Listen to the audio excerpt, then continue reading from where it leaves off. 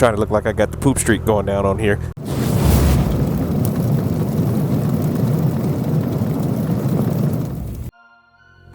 What's up, y'all? Welcome to the channel. For everybody checking me out for the first time, welcome back to all my subscribers and my stalkers. I see y'all out there watching but ain't yet subscribed yet. I get it though, I understand. Still gotta earn those subs, but I see you. You know Google runs everything. Google runs YouTube. I can see you. I know you watching, creepers. That's cool.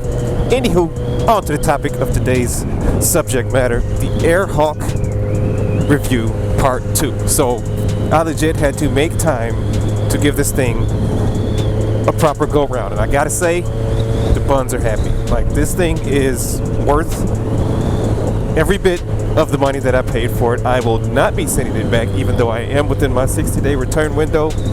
This thing increased my ride time a ridiculous amount.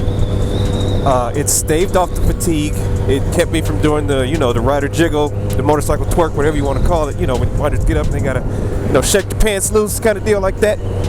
That's because those hot spots are exactly what they are. They're hot spots. You get pain, you get some soreness, you get some numbness, you get heat, and you want to get a good breeze and get some airflow through there just to kind of stave off getting off your bike.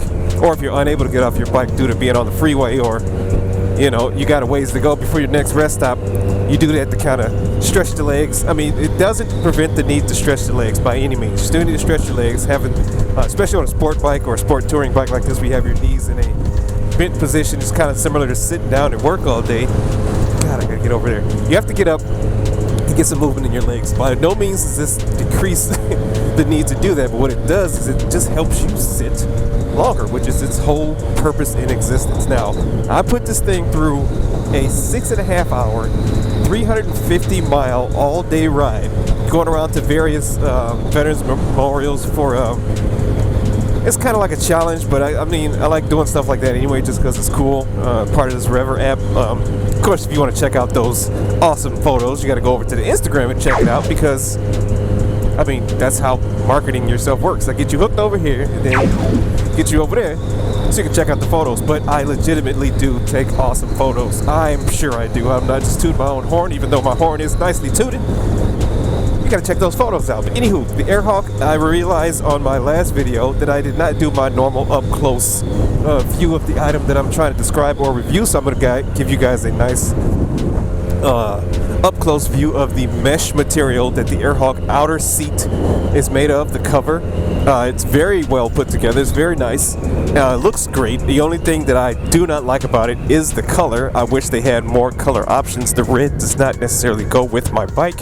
I may change it later. I may, hit it with a Sharpie or a paint marker or something, that won't necessarily come off in the middle of my pants. I'm not trying to look like I got the poop streak going down on here. It seats well. I have to show you guys up close of the actual rubber material and show you how it flexes under pressure, and the actual channels, which are located under the bottom of the seat. I think the only thing I got real close up was the knurled edges on the air inlet for blowing up the seat itself. Speaking of which, my technique, per the book, you're supposed to sit on it and let some air out or whatever. Like, that didn't work for me because I could never quite dial it in. So what did I do was I started off really, really low, put some air in it, ride around for a little bit, give it a little bit more air in there, ride around a little bit, give it another little, slight puffs of air. To me, worked a lot better than blowing it all the way up, let air out, because you got to be like surgical with opening that air outlet, because you're sitting on it. Your body weight will squeeze that air out super quickly, and then you'll go past the point where you already had it adjusted before. It was just a pain. I did try both ways, and of course the blowing air in gradually method worked better for me than just blowing it all the way up and then trying to let air out. That works for me. Not sure if it's going to work for you. Not even sure if this seat's going to work for you. Everything I do is subjective. I might love this thing. You might hate it. I do not like the initial sensation of getting on it, and then when you launch or take off under any heavy acceleration, that feeling where I'm like, holy crap, my seat's not solid. But after a few minutes riding, I adjust and my day can go on. But that's, sensation-wise, it feels freaking great.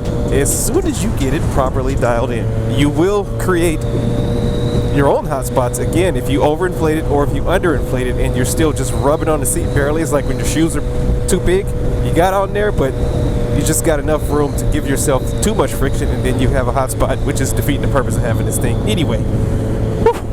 That was a lot on one breath. As for placement, if you are a sport bike rider, I'm not sure about how it would be placed on a cruiser, or if it has the same effect. This thing makes you use the thigh to squeeze quite a bit.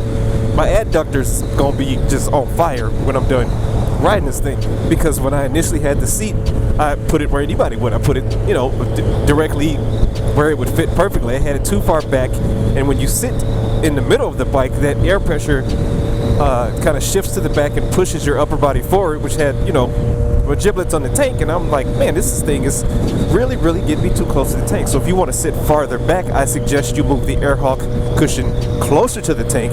That air bubble will push you back some, and then you can have some space between Heavy D and the boys in the tank. So let me see what else.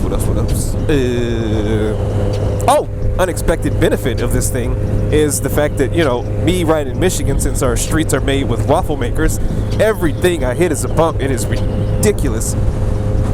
And this thing, in addition to the shocks, of course, of the bike, helps to serve as a secondary shock absorber. A lot of these bumps on the Michigan roads, yes, it'll throw off my speech, but it doesn't throw off my butt, if that makes sense. It does not absorb everything. If you hit a major pothole, you're gonna feel it, but those little tiny bumps that tend to wear you down over time, if you're in Michigan, of course, like this road, I'm on Fort Street, and this is the smoothest part I've been on in the last, I don't know, 10 minutes, and then it's gone.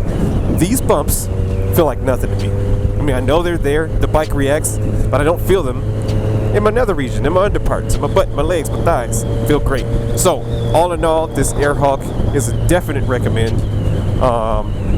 I'm sure I've missed something, but of course, if I realize it 10 minutes down the road, I will pop back into the video and give you guys one of my customary after credit scenes. But I think I got it all. This thing's good. Wish it had a different color palette. The mesh is good, the rubber's good.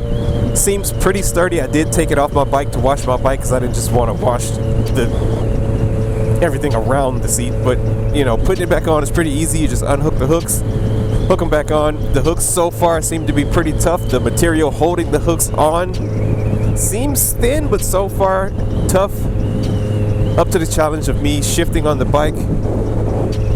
Yeah, I got no real negatives about it, other than the fact that you have to be wary of its actual setup and configuration. And I just found some murals, and I think I'm done yapping. I will catch you guys later, because I'm about to pull a maneuver. And thanks for watching. Okay, so of course I forgot something, but I remember what it was like an hour later in, I don't know, 45 miles. I wish the thing had like a PSI gauge or something on it. I know it's a lot to ask from a freaking air cushion, but say for instance you get your seat dialed in and you bust it or need to get another one, or you have multiple bikes, you want to know exactly what air pressure you have in there, so you don't have to go through the entire troubleshooting process all over again trying to get that seat dialed in. If there was like an integrated, little, 12 PSI in the handle, because it's a pretty sturdy handle for the air inlet valve, something embedded in there would be pretty freaking cool. Or if they had like, I probably wouldn't even buy it if they did have an adapter, or something that comes with it that, you could just go, hey, this is how much PSI I got in this thing, and this is what I'm happy with. I don't know. But that's it. Thanks for watching.